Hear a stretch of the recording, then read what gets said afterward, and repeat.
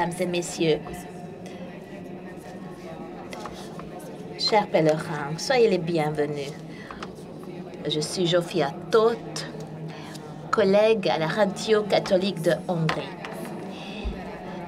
Hier, vous avez entendu parler du rapport entre le Saint-Esprit et l'Eucharistie pendant une conférence de très bonne humeur. Aujourd'hui, de manière exceptionnelle, c'est un enregistrement vidéo que vous allez pouvoir voir à cause de la situation pandémique. David Maria Jäger a des aïeux hongrois. Son père, moine franciscain, a vécu dans la monarchie austro-hongroise. En revanche, lui, il a déjà été élevé dans une famille juive à Tel Aviv. Pendant ses études de lycéen, pendant 6 ans, il a vécu dans la réclusion et il s'est converti à la foi chrétienne. De nos jours, il part toujours avec beaucoup d'amour d'Israël et dit d'être heureux d'appartenir au peuple juif. Et en fait, de point de vue humain, il dit d'être juif d'Israël. David Maria Jäger, pendant 19 ans, a été conseiller juridique du Saint-Siège et il a joué un rôle clé dans la signature d'un accord entre le Vatican et Israël. En tant que représentant délégué de la custodie franciscaine de la Terre Sainte, il a œuvré pour que cet accord soit signé entre les deux pays en 1980. Je suis désolé car je n'ai pas pu venir en Hongrie pour que je sois avec vous, pas seulement en âme, mais en corps aussi. En effet, j'ai bien attendu ma participation au Congrès international eucharistique qui est tenu à Budapest. Et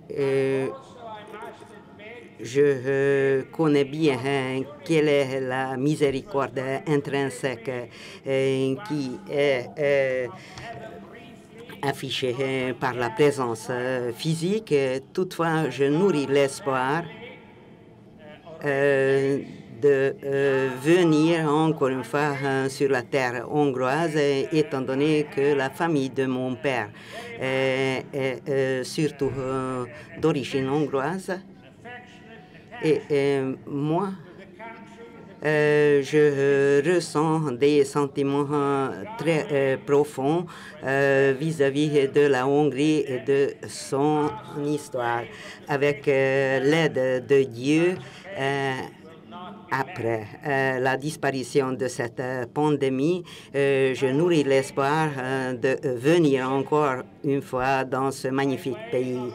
Je vais vous parler simplement sous forme de dialogue. En effet, je ne vais pas vous tenir une intervention style académique. Alors, voyons.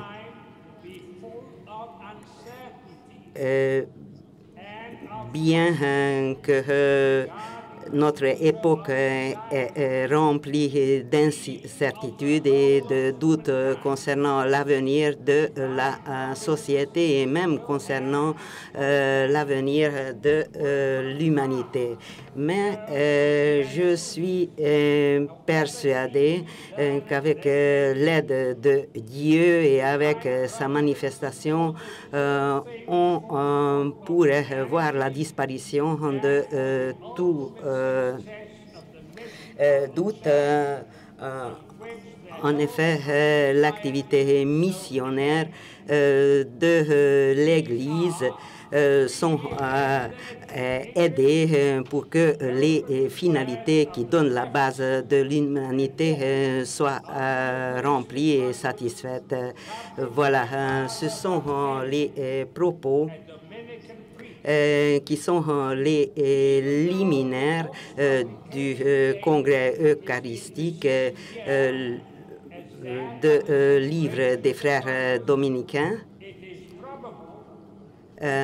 En effet, ces propos n'ont pas vu ces propos ont vu le jour lors de l'année de ce congrès. Toutefois, je ne suis pas sûr que chacun sache l'existence de ce livre. Mais en effet, ce livre a apparu à Rome en langue italienne et le Seigneur et donc la publication date de 1893 et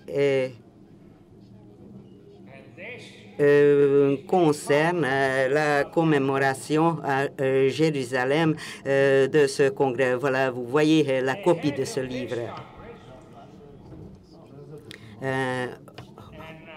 Au préalable du présent congrès,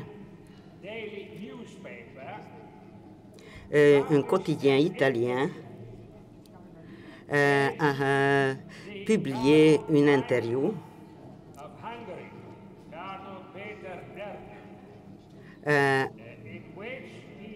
qui a été fait avec le cardinal hongrois R. Péter. Et il dit que la réponse des fidèles chrétiens par rapport à l'incertitude et à la recherche de la raison de la vie. Et maintenant, je vous donne une traduction libre. Alors donc, tout cela se base sur la relation avec Jésus, c'est-à-dire il s'agit d'une relation concrète étant donné que Jésus est un participant actif au niveau de l'histoire et c'est la raison pour laquelle cette relation a des éléments concrets et tangibles. Cet aspect concret est valable de temps. D'une part, il s'agit des éléments concrets qui, au travers de la vie de Fils qui est incarné, est entré dans l'histoire. Étant donné que Jésus est en même temps le Fils de Marie, alors donc il y a des éléments concrets qui se réalisent dans le cadre d'un temps et d'un espace tout à fait concret. Et si vous me permettez, on peut dire que comme si j'émargeais des propos au niveau de cette note. Donc, je constate que puisque vous êtes fidèle,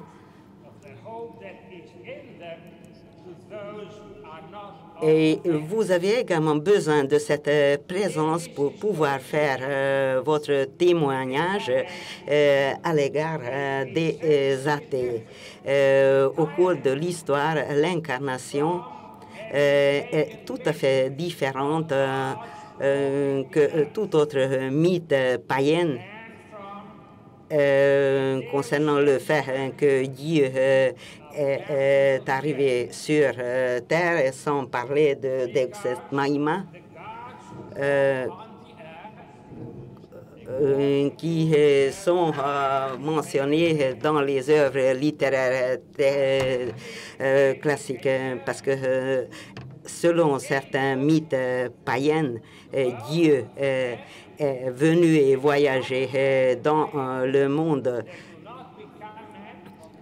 Mais en effet, quand même, le monde humain n'a pas affecté les dieux et les dieux n'ont rien senti. Et tout simplement, quand le temps approprié est arrivé, les dieux sont retournés dans leur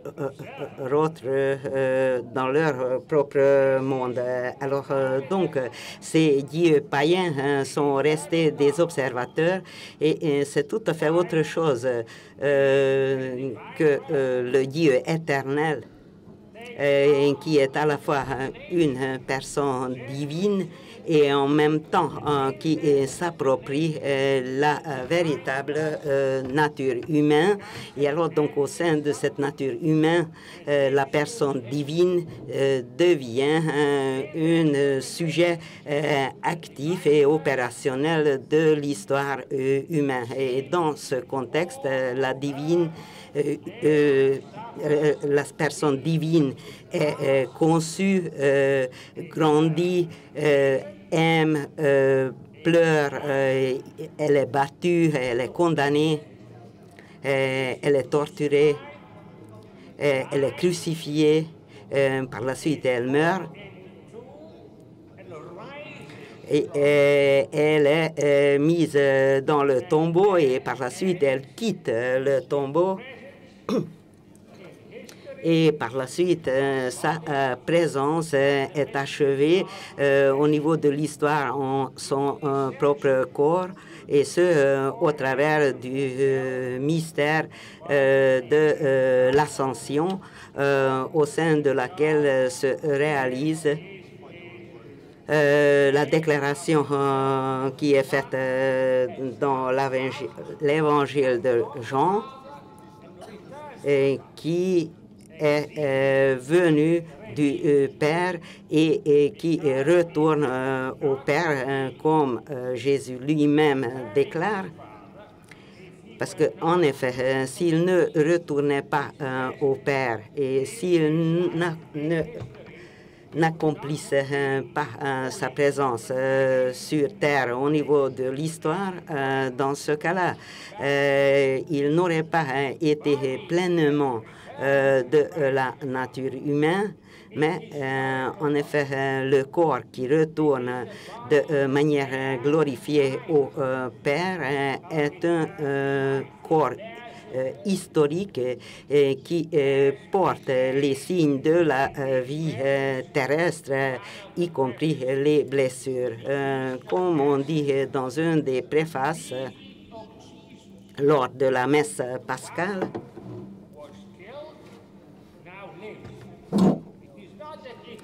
Jésus est en vie, même s'il a été tué. Alors donc, Jésus a été tué et malgré cela, il est toujours en vie.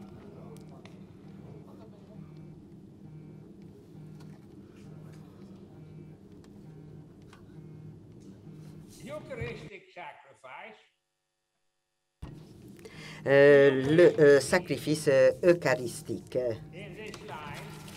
L'Eucharistie en soi, en effet,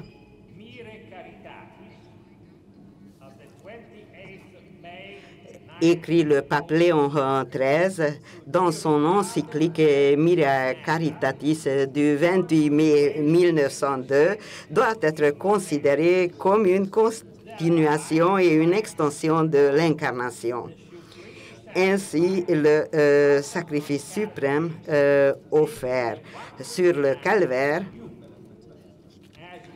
est renouvelé d'une manière merveilleuse, comme l'a signifié auparavant Malachie dans les mots « En tout lieu, l'encens est offert à mon nom, ainsi que des oblations pures. En tout lieu, il y a un sacrifice, et là est offert à mon nom une pure oblation. » Dans l'Eucharistie, le corps du Christ est présent en de nombreux lieux à la fois, c'est-à-dire partout où le sacrement est consacré.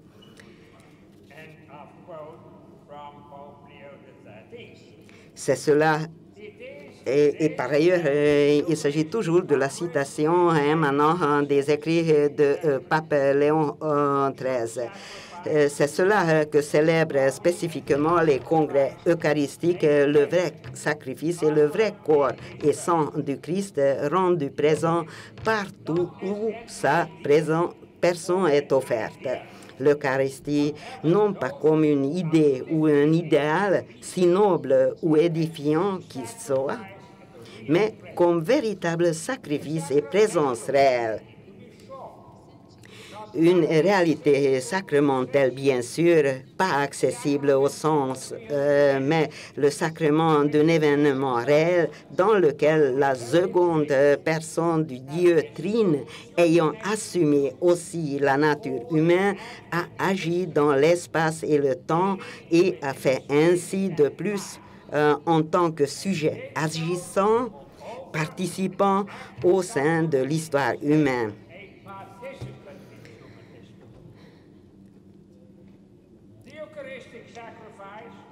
Le sacrifice eucharistique est, dans le mystère, le même sacrifice que le Rédempteur de l'humanité a réellement offert un certain jour, un moment particulier dans le flux de l'histoire humaine, dans un certain lieu, un endroit particulier sur la face de la terre.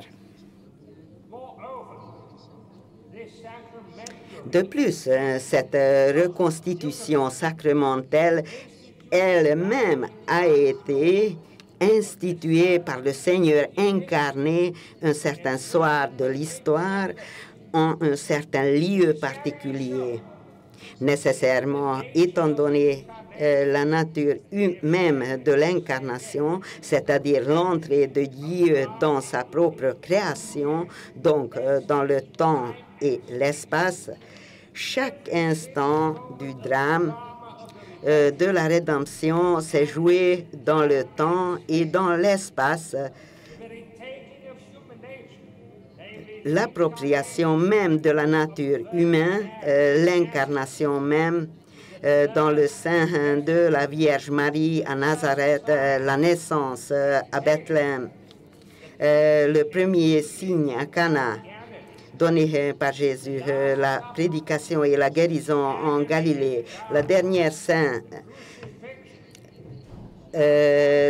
l'agonie dans le jardin de Gethsemane, la crucifixion, l'enterrement et la résurrection qui ont laissé vide le tombeau où son corps avait reposé. Et à chaque instant, entre les deux, ceux spécifiquement enregistrés dans les évangiles et tout le reste également. L'Eucharistie contient nécessairement dans son propre mystère la représentation sacramentelle, voire la reconstitution, pour ainsi dire, de tout l'arc de la vie terrestre de notre Seigneur avec sa mort et sa résurrection. Car le corps cloué à la croix était en réalité, comme on l'a déjà dit, un corps historique, formé, c'est-à-dire par toute la vie qui avait été vécue en lui et par lui depuis sa conception jusqu'au calvaire. La vérité de l'Eucharistie, la vérité du sacrifice sacramentel, du corps sacramentel du Christ dépend donc de la vérité et des événements eux-mêmes qui sont ainsi représentés et rajoutés. Il n'y aurait pas eu du corps eucharistique du Christ s'il n'y avait pas eu de corps humain visible, tangible, du Verbe incarné, conçu à l'intérieur et enfanté par la Vierge Mère, en temps et en lieu. Et si ce même corps n'avait pas été cloué sur la croix, n'était pas mort sur la croix et n'était pas ressuscité du tombeau, le laissant vide, il n'y aurait pas eu de sacrifice eucharistique, pas de sacrement du corps et du sang du Christ. Or, précisément à cause de la nature historique de l'existence humaine qui signifie que le temps avance inexorablement et irréversiblement, nous marchons avec le Seigneur par la foi et non par la vue, et nous pouvons jamais jouir du privilège irremplaçable des disciples qui étaient là. Ce temps n'est plus. Nous ne pouvons pas y retourner, pour ainsi dire.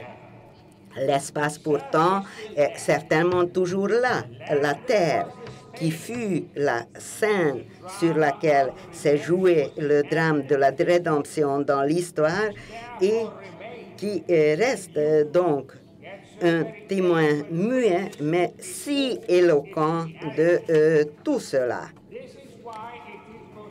C'est pourquoi on l'appelle à juste titre la Terre sainte. Et en son sein se trouvent les nombreux lieux saints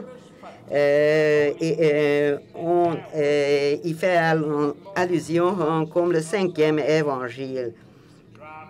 Et ces lieux saints particuliers qui témoignent de moments particuliers de cette histoire du salut dans le drame de la rédemption. Ainsi, si nous ne pouvons pas voyager dans le temps pour assister à ces événements qui nous sont désormais véhiculés par le sacrement, nous sommes en effet capables de remonter en termes d'espace.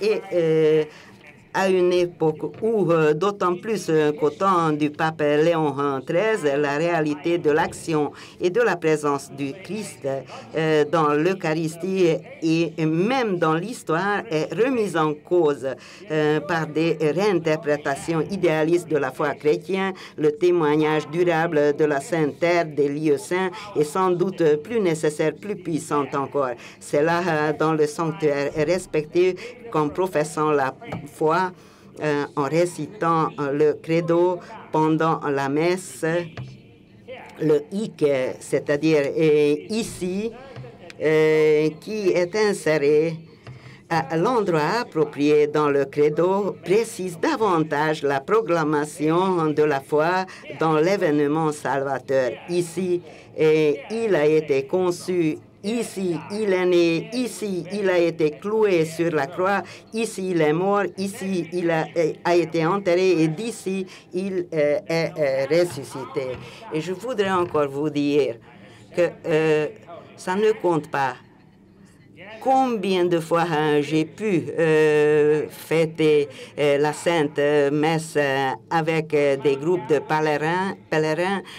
Moi, j'étais toujours persuadée que c'est une énorme miséricorde que je puisse être sur le calvaire, lieu de la crucifixion, et par la suite, dans la salle, ou plutôt devant la salle de la dernière scène, qui est la scène de l'incarnation du corps du Christ. Alors, donc, chaque fois quand je répète la même messe dominicale, mais quand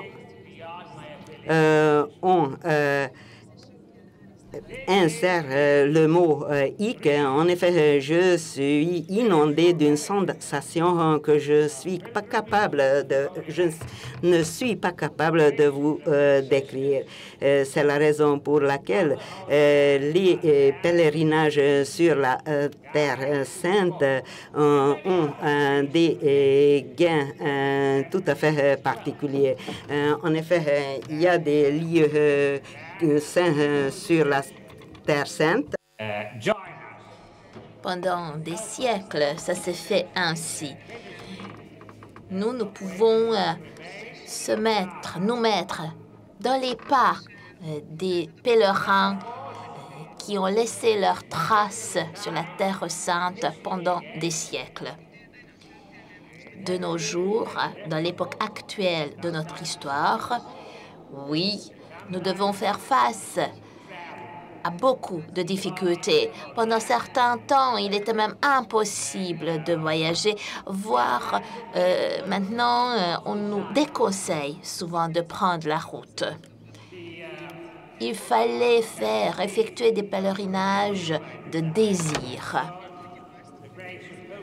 Nous savons que ce sacrifice existe également au niveau spirituel. Je suis sûre qu'il est également possible de faire un pèlerinage spirituel. Il y a un peu d'auto-ironie de pouvoir dire cela, car pendant toute ma conférence, j'ai mis l'accent sur la véracité, réalité des lieux saints. Maintenant, ce que je vous propose, c'est faire un pèlerinage spirituel. Mais oui, il existe dans l'histoire des périodes où nous ne pouvons faire autrement que spirituellement, que virtuellement. Nous devons reconnaître cela également. En Europe, il existe un bon nombre d'églises, d'endroits saints en Italie et ailleurs que nous pouvons actuellement vraiment voir comme des copies de la basilique du tombeau saint à Jérusalem. Pendant très longtemps, à l'époque de la construction, on pensait que ces églises-là, que ces lieux-là n'allaient pas survivre longtemps. Mais avant que le voyage en Terre Sainte ne devienne plus simple dans l'histoire, eh bien, pendant ces périodes-là, les pèlerins se sont rendus à ces endroits plus proches. Et ainsi, les pèlerins dans l'histoire européenne se sont rendus à ces endroits afin d'assouvir leur désir de se recueillir sur le tombeau de Christ. En Amérique latine, il y a également une église de ce type. Et d'ailleurs, à Washington également, au lieu saint des franciscains, on voit la copie de cet endroit si saint de la Terre sainte. Souvent, la copie épouse des mesures différentes. Mais notamment, cet endroit rendait possible aux pèlerins américains, du continent américain, de se recueillir. À l'époque, dans plusieurs époques d'ailleurs de l'histoire, il était très dangereux de prendre la route vers la Terre Sainte, notamment à partir du continent américain. Et là, grâce à ces copies, pour ainsi dire, en 3D, les pèlerins ont pu quand même vivre ce pèlerinage spirituel. Et si nous revenons à des congrès eucharistiques et à celui de 1893 à Jérusalem, on peut voir à quel point cet endroit était symbolique. À Jérusalem, nous avons pu célébrer l'Eucharistie à l'endroit même où le sacrifice se fait in situ, dans la réalité, là où l'Eucharistie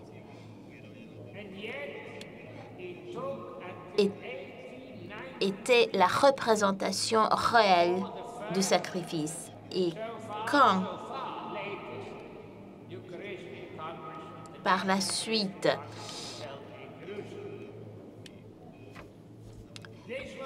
nous avons vu qu'il y a eu des guerres et il y a eu plusieurs congrès eucharistiques, quelquefois, oui, on a vu que se rendre en Terre Sainte, ce n'était pas toujours facile.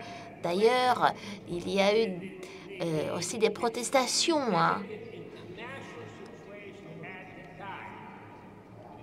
créées par une situation géopolitique tout à fait instable à l'époque. Ce n'était pas toujours facile d'aller personnellement en Terre Sainte.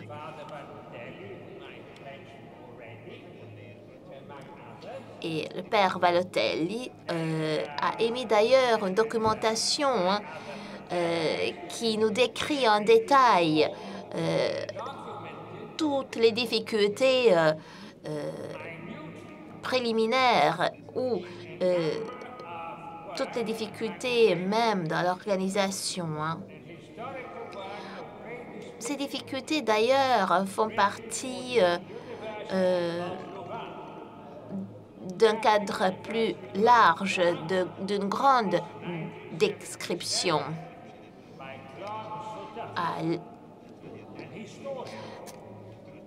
En 1977, un historien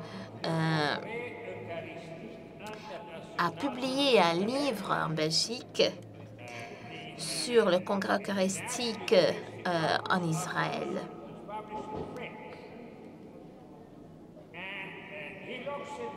En France, ce livre a vu le jour alors, et déjà sur la couverture, il y a ce constat que c'est dû à la politique orientale de Léon XIII. Il y a eu certaines décisions. En fait, ce sont des constats historiques. Donc, le livre est surtout est un livre d'histoire et d'histoire de démocratie. Mais comme le Congrès était avant tout un événement théologique, eh bien, quand même, il y a tout un grand cadre dressé sur les conditions et les conséquences diverses et variées. Donc, non simplement historiques, politiques, diplomatiques, mais également théologiques et autres. Sur plus de 800 pages, nous avons un grand nombre de notes qui reflètent les conditions d'organisation de l'époque. C'est d'ailleurs un point de départ très intéressant pour de nombreuses réflexions.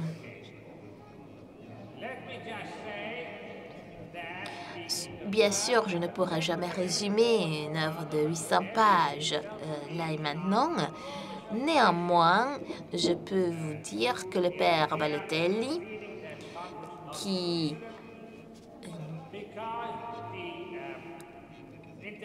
a écrit ce document dans mes mains sur cet engagement si important. Oui, alors, mais tout cela, ça me rappelle le fait que même aujourd'hui, nous devons faire face à des conditions tout à fait exceptionnelles. Nous sommes vulnérables. Peut-être c'est même plus complexe.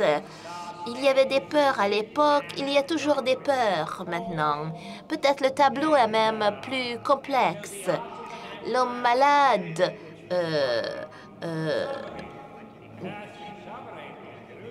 de l'Europe à l'époque vivait ces derniers jours. Et il y avait des questions de souveraineté posées par le Congrès de Jérusalem à l'époque. C'était même possible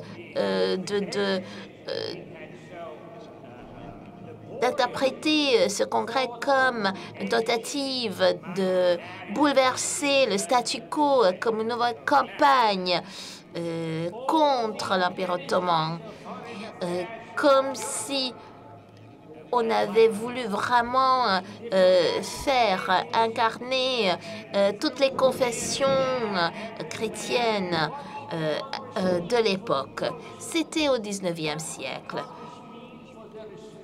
Il est toujours intéressant de voir comment on essaye de créer un contexte en ce qui concerne les congrès eucharistiques. À l'époque, au XIXe siècle, il y avait beaucoup de conflits entre État et Église. À l'époque, c'était juste une période après l'occupation de l'État papal. À partir des années 1870 jusqu'à la Première Guerre, il y avait comme une captivité papale. Alors, on se posait la question à l'époque, quelles allaient être les conséquences diplomatiques, géopolitiques d'un congrès eucharistique. Est-ce que ce congrès et son organisation allaient affaiblir les églises d'Orient où la Russie essaye d'obtenir plus d'influence? Donc, c'était juste une des questions qui se posaient. Il y avait des télégrammes diplomatiques, il y avait beaucoup de choses qui se sont passées à l'époque. Et c'est très intéressant de regarder et analyser les documents de l'époque.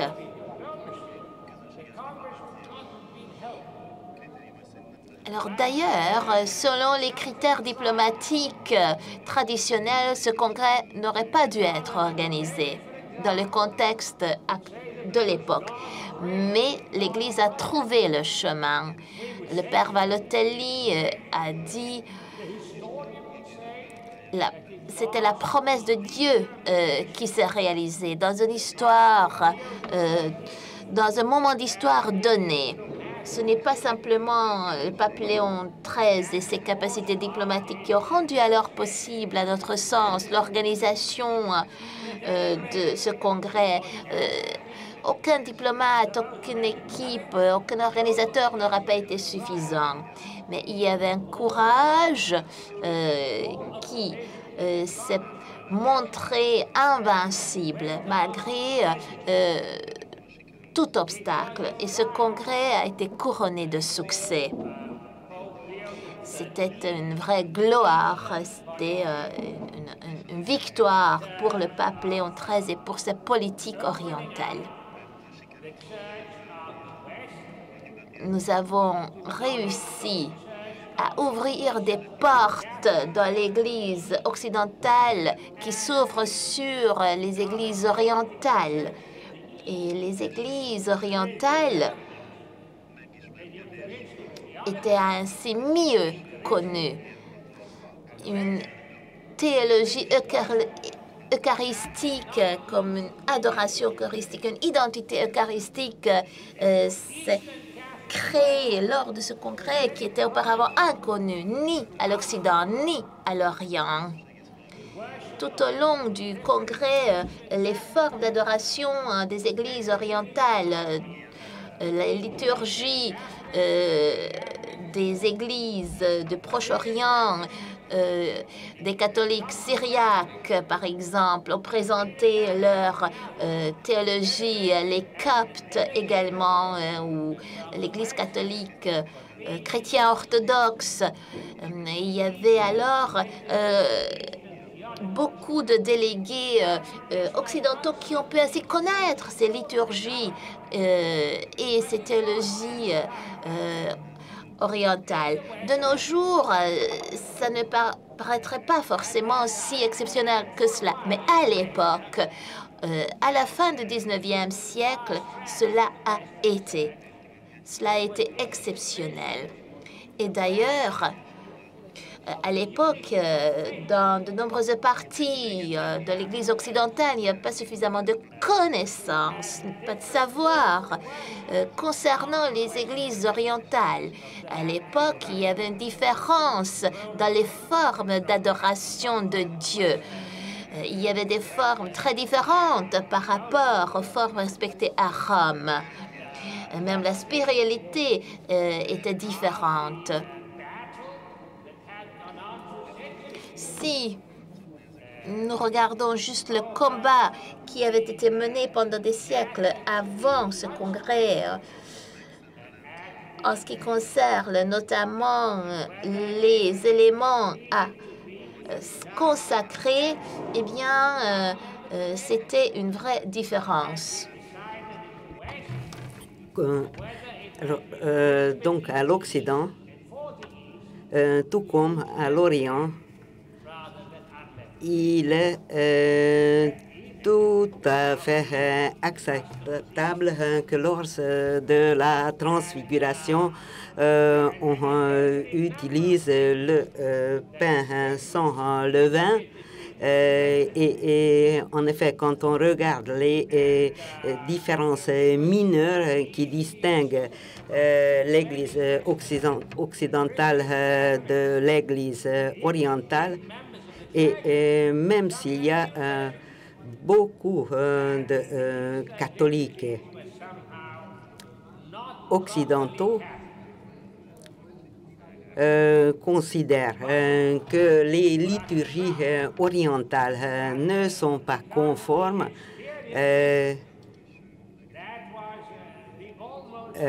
En effet, même si on a beaucoup de mal à comprendre comment c'était pu considérer ainsi, toutefois, de nos jours, on assiste à beaucoup de changements spontanés et la rencontre avec des sujets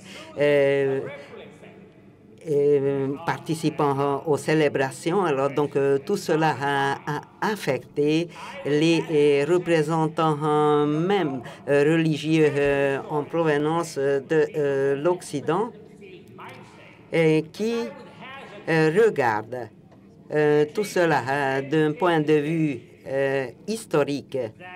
Et moi, je pense que peut-être il est possible de dire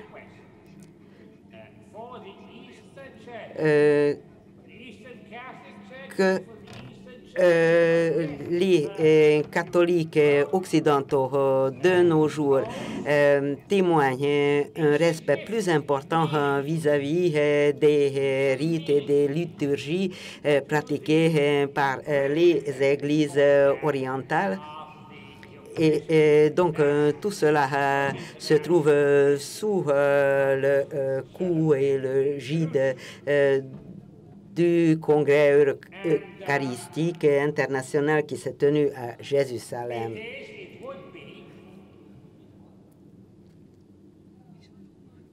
Et vraiment,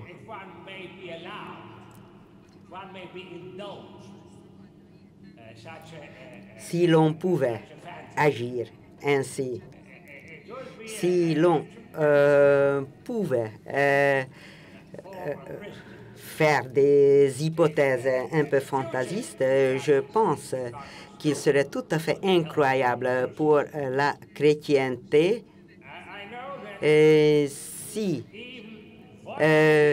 une prochaine fois le Congrès eucharistique international pourrait se tenir à nouveau à Jérusalem.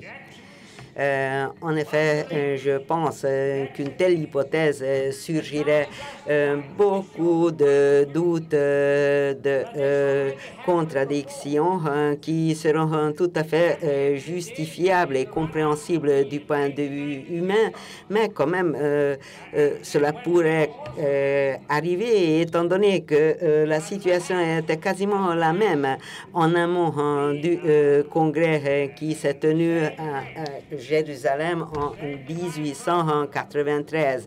Mais peut-être la même providence, la même miséricorde divine pourrait se manifester à nouveau et pourrait s'activer pour une prochaine fois dans l'histoire des congrès eucharistiques internationaux et peut-être les capacités qui existent au sein des religieux, des hommes politiques et des gens pleins de bonne volonté, peut-être on pourrait mettre au service de cette nouvelle occasion toutes ses compétences, tous ses savoir-faire et toutes ses capacités.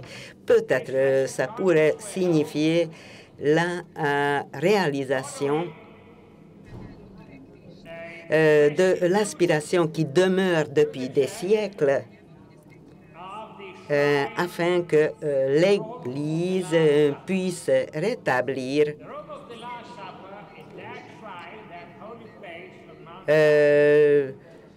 le sanctuaire qui était établi autrefois au sein de la salle de la dernière Sainte. Parce qu'en effet, dans ce cas-là, selon la tradition chrétienne continuelle, c'était le lieu où Jésus a célébré la dernière Sainte avec ses disciples et on peut dire que c'est la manifestation de sacrement eucharistique. Un frère, voilà, c'est ma conviction et moi en tant que frère franciscain, je vous dis tout cela. Parce que même François d'Assise avaient des pensées tout à fait similaires, mais je peux vous dire que ce que je vais vous dire, je le dis au nom des franciscains, que c'est le collimateur, c'est le centre de notre mission qui nous a été confiée par le pape au cours du XIIIe siècle. Les signes tangibles nous ont été donnés au travers d'un document rédigé en 1342. À cette époque-là, le roi et la reine de Naples ont acheté la salle de la dernière saint de la municipalité, et cette salle a été confiée sous forme de cadeau à l'ordre franciscain, et ce avec la validation, la bénédiction du pape.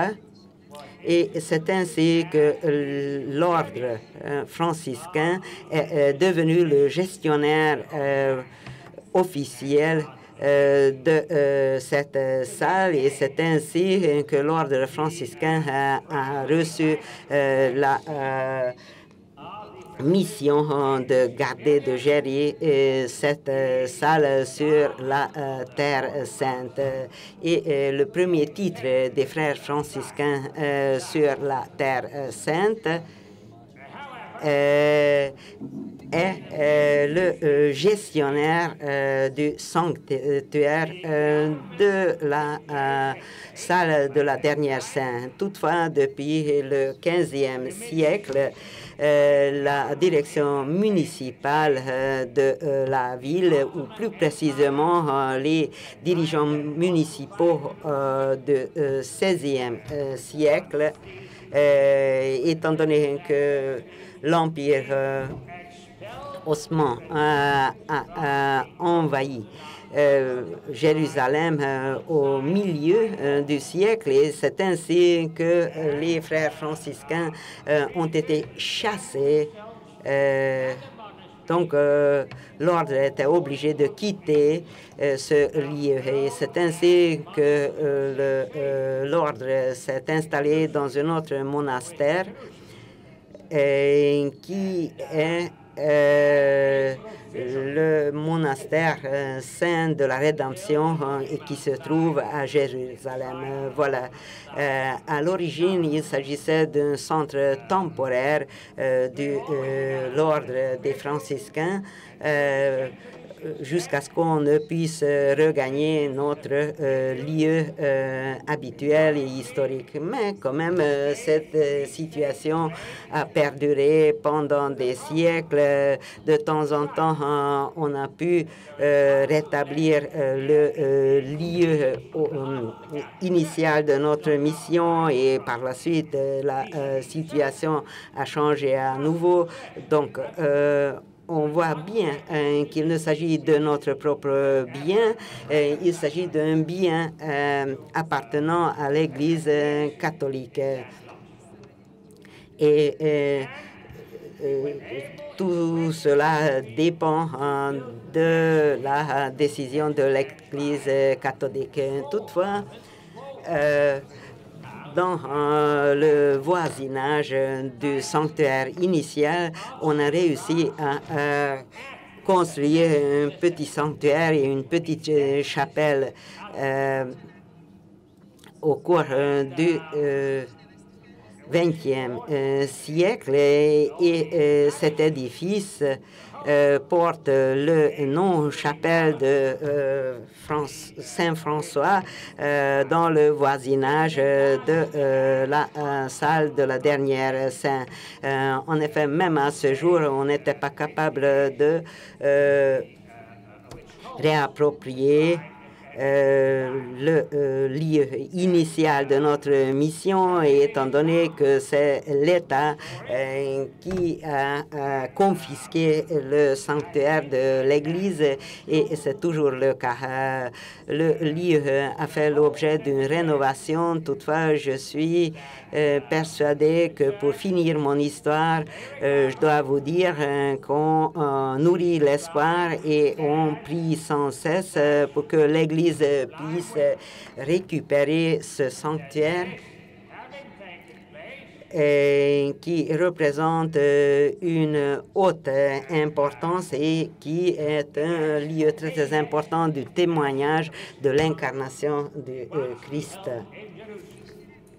Et nous avons l'espoir de tenir encore une fois un congrès eucharistique au sein de Jérusalem, et pas seulement dans la basilique de Saint-Pierre tombale, mais également dans la salle de la dernière Saint. Je vous remercie de votre patience, je vous remercie de m'avoir écouté, et je suis avec vous lors de la prière et lors de la sainte célébration qui est signifiée par le congrès eucharistique.